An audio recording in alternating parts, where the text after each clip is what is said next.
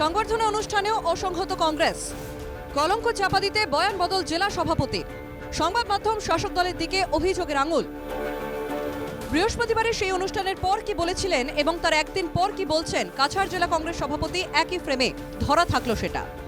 উত্তেজনা পরিবেশ সৃষ্টি হয়নি, সবাই আজকে আনন্দিত। যারা জয়ী হয়ে আসছেন, ওদের সমর্থকরা আসছে, ওদের একটা আবেগ।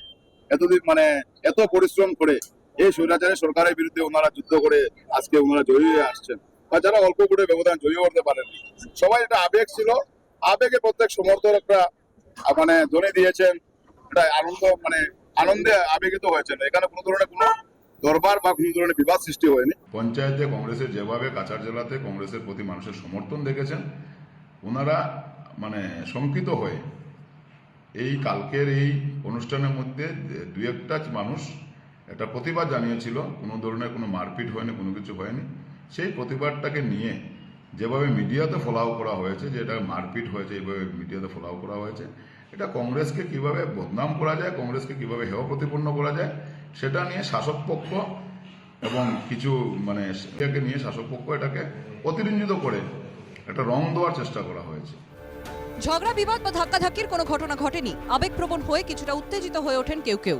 বৃহস্পতিবার স্পষ্ট ভাষায় এটাই বলেছিলেন জেলা কংগ্রেস সভাপতি অভিজিৎ পাল। দরবার বা কোনো ধরনের বিবাদ সৃষ্টি হয়নি, সেটা আনন্দে উচ্ছ্বসিত হয়ে বা কেউ কেউ এখানে পরাজিত প্রার্থীরাও ছিলেন, ওনাদের মনে একটা দুঃখ ছিল। সবাই মিলে একটা সংবর্ধনা পরিবেশে সবাই একটা আবেগে হয়েছে। বৃহস্পতিবারের সেই অনুষ্ঠানে যদি কিছু নাই ঘটে থাকে, তাহলে শোকজের কথা আসে কি করে? কি বলছেন অভিজিৎ? যে তিনজন প্রতিবাদ করেছিলেন, সেই তিনজনকে আসাম প্রদেশ কংগ্রেস ইতিমধ্যে শোকজ করা হয়েছে। এদেরকে 24 ঘন্টা সময় দিয়ে ওদেরকে শোকজ করা হয়েছে। 24 ঘন্টার ভিতরে যদি তাদের ফ্রুটফুল যদি আমরা আনসার না পাই, তো বিহিত ব্যবস্থা নেওয়া হবে। পঞ্চায়েত নির্বাচনে জেলা পরিষদ সহ বিভিন্ন আসনে জয়ী প্রার্থীদের নিয়ে বৃহস্পতিবার এক সংবর্ধনা অনুষ্ঠানের আয়োজন করে কাছাড় জেলা কংগ্রেস। দলীয় টিকিট থেকে বঞ্চিত এক প্রার্থী সভা চলাকালীন মঞ্চের দিকে তেড়ে যান। তাকে আটকানোর চেষ্টা করে অন্যান্য কংগ্রেস কর্মীরা। এরকম হুলস্থুল পরিবেশ সৃষ্টি হয়। মারপিট না হলেও ধাক্কাধাক্কি হয়েছিল, তার সাক্ষী দিচ্ছে সেই দিনের সেই ছবিগুলি। রাজীব ভবনের সেই অনুষ্ঠানে মূলত টার্গেটে ছিলেন কাটিগড়া বিধায়ক খলিল উদ্দিন মজুমদার। নির্বাচনে অর্থের বিনিময়ে খলিল টিকিট বন্টন করেছিলেন বলে সংবর্ধনা সভায় তার বক্তব্য রাখার কোনো অধিকার নেই, এই অভিযোগ এনেই মঞ্চের দিকে তেড়ে গিয়েছিলেন কংগ্রেসেরই এক কর্মী। কি ছিল তার অভিযোগ? কর্মী বা কংগ্রেসের সাধারণ খাটিগড়ার প্রত্যেক সাধারণ জনসাধারণে তারা আফন করে লইছিল, কিন্তু আজকে কিতা করা হয়েছে, একটা কলেজ ছাত্র তানোর ছেলেরে কন্ট্রাক্টর বানাইছেন।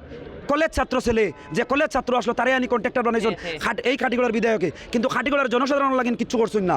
আজকে চৌরঙ্গীত ঘটনা হয়েছে, খাটিগড়ার যারা জনসাধারণ আসলে তারা কোনো গার্জিয়ান পাইছেন না। আজকে জালালপুরের ঘটনা হয়েছে, কোনো খাটিগড়ার যারা সাধারণ জনসাধারণে কোনো গার্জিয়ান পাইছেন না। কোনো ধরনের বড় ঘটনা হইলে খাটিগড়ার বিধায়ক লুকাই যায়। আর কোনো ধরনের যদি কন্ট্রাক্টারই লাগে, তে দেখবা 3জন 4জন লইয়া কিলা কন্ট্রাক্টারই হাসিল করা যায়, সে ফাইলিল ওগুলোর কাছ থেকে টেকা লইতা এই করছেন। আপনারা দেখবা, আপনারা বিগত দিনের কিছু জিনিস কন্ট্রাক্টারি চাইয়া দেখবা, নিজের কলেজ ছাত্র ছেলেরে আনিয়া কলেজ হলের ছেলের নামে কন্ট্রাক্টার ইস্যু করা হয়েছে। যদিও দলীয় শাসন না মানলে তার বিরুদ্ধে কড়া পদক্ষেপ নেওয়া হবে বলেই জানিয়েছেন জেলা কংগ্রেস সভাপতি।